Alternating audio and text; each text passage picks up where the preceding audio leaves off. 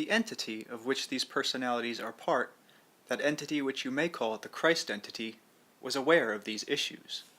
The earthly personalities were not aware of them, although in periods of trance and exaltation much was made known to them. Paul also represented the militant nature of man, that had to be taken into consideration in line with man's development at the time. That militant quality in man will completely change its nature, and be dispensed with as you know it, when the next Christ personality emerges. It is therefore appropriate that Paul be present. In the next century, the inner nature of man, with these developments, will free itself from many constraints that have bound it. A new era will indeed begin, not now a heaven on earth, but a far more sane and just world, in which man is far more aware of his relationship with the planet and of his freedom within time. I would like to make certain points clear. The quote-unquote new religion following the second coming will not be Christian in your terms, although the third personality of Christ will initiate. The personality will refer to the historical Christ, will recognize his relationship with that personality, but within him the three personality groupings will form a new psychic entity, a different psychological gestalt. As this metamorphosis takes place, it will initiate a metamorphosis on a human level also, as man's inner abilities are accepted and developed. The results will be of a different kind of experience. Many of your problems now result from spiritual ignorance. No man will look down upon an individual from another race when he himself recognizes that his own existence includes such membership also. No sex will be considered better than the other, or any role in society, when each individual is aware of his own or her own experience at many levels of society and its many roles. An open-ended consciousness will feel its connections with all other living beings. The continuity of consciousness will become apparent. As a result of all this, the social and governmental structure will change, for they are based upon your current beliefs. Human personality will reap benefits that now would seem unbelievable. Human personality will reap benefits that would now seem unbelievable. An open-ended consciousness will imply far greater freedom. From birth, children will be taught that basic identity is not dependent upon the body, and that time as you know it is an illusion. The child will be aware of many of its past existences, and will be able to identify with the old man or woman that in your terms it will become. Many of the lessons, quote-unquote, that come with age will then be available to the young, but the old will not lose the spiritual elasticity of their youth. This itself is important, but for some time, future incarnations will still be hidden for practical reasons. As these changes come about, new areas will be activated in the brain to physically take care of them. Physically then, brain mapping will be possible in which past life memories are evoked. All of these alterations are spiritual changes in which the meaning of religion will escape organizational bounds, become a living part of individual existence, and where psychic frameworks rather than physical ones form the foundations for civilization. Man's experience will be so extended that to you the species will seem to have changed into another. This does not mean there will not be problems. It does mean that man will have far greater resources at his command. It also presupposes a richer and far more diverse social framework. Men and women will find themselves relating to their brethren, not only as the people that they are, but as the people that they were. Family relationships will show perhaps the greatest change. There will be room for emotional interactions within the family that are now impossible. The conscious mind will be more aware of unconscious material. I am including this information in this chapter on religion because it is important that you realize that spiritual ignorance is at the basis of so many of your problems, and that indeed your only limitations are spiritual ones. The metamorphosis mentioned earlier on the part of the third personality will have such strength and power that it will call out from mankind these same qualities from within itself. The qualities have always been present. They will finally break through the veils of physical perception, extending that perception in new ways. Now, mankind lacks such a focus. The third personality will represent that focus. There will be, incidentally, no crucifixion in that drama. That personality will indeed be multidimensional, aware of all its incarnations. It will not be oriented in terms of one sex, one color, or one race.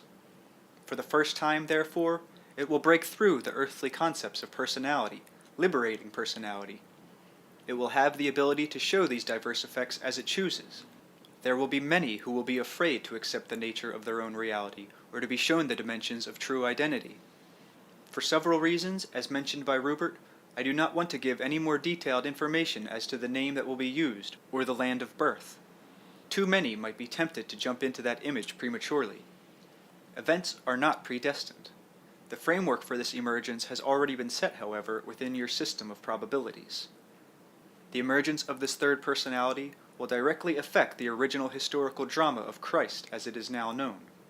There is and must be interactions between them. The exterior religious dramas are, of course, imperfect representations of the ever-unfolding interior spiritual realities. The various personages, the gods and prophets within religious history, these absorb the mass inner projections thrown out by those inhabiting a given time span. Such religious dramas focus, direct, and hopefully clarify aspects of inner reality that need to be physically represented. These do not only appear within your own system. Many are also projected into other systems of reality. Religion per se, however, is always the external facade of inner reality. The primary spiritual existence alone gives meaning to the physical one. In the most real terms, religion should include all of the pursuits of man in his search for the nature of meaning and truth.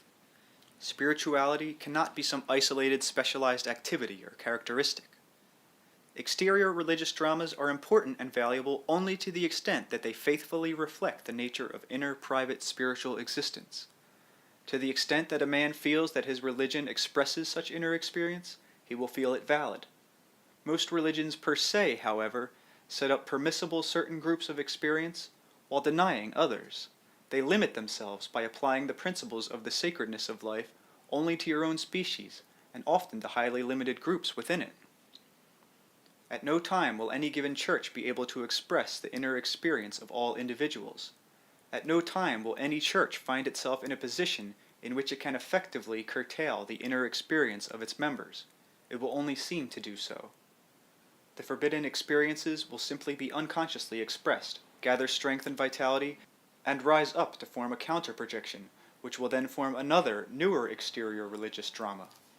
The dramas themselves do express certain inner realities, and they serve as surface reminders to those who do not trust direct experience with the inner self. They will take the symbols as reality. When they discover that this is not so, they feel betrayed. Christ spoke in terms of the Father and Son because in your terms, at that time, this was the method used. The story he told to explain the relationship between the inner self and the physically alive individual.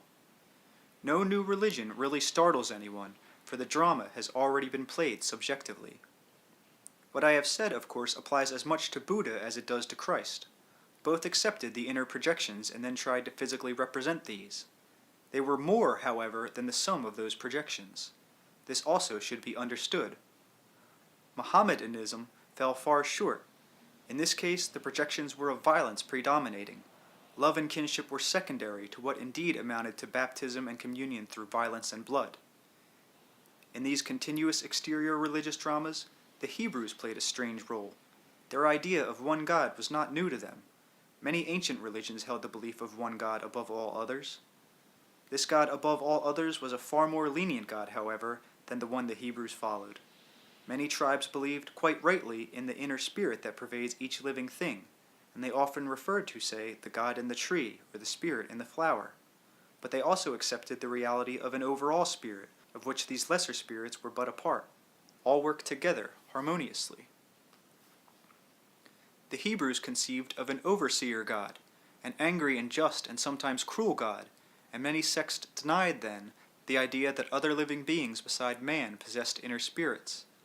The earlier beliefs represented a far better representation of inner reality, in which man, observing nature, let nature speak and reveal its secrets. The Hebrew God, however, represented a projection of a far different kind.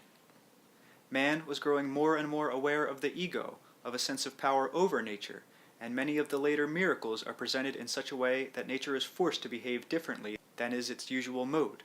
God became man's ally against nature. The early Hebrew God became a symbol of man's unleashed ego. God behaved exactly as an enraged child would, had he those powers, sending thunder and lightning and fire against his enemies, destroying them. Man's emerging ego therefore brought forth emotional and psychological problems and challenges. The sense of separation from nature grew. Nature became a tool to use against others. Sometime before the emergence of the Hebrew God, these tendencies were apparent. In many ancient, now forgotten tribal religions, recourse was also made to the gods to turn nature against the enemy. Before this time, however, man felt a part of nature, not separated from it. It was regarded as an extension of his being, as he felt an extension of its reality. One cannot use oneself as a weapon against oneself in those terms.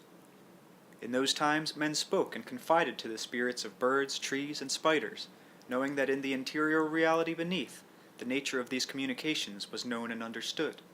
In those times, death was not feared as it is in your terms now, for the cycle of consciousness was understood.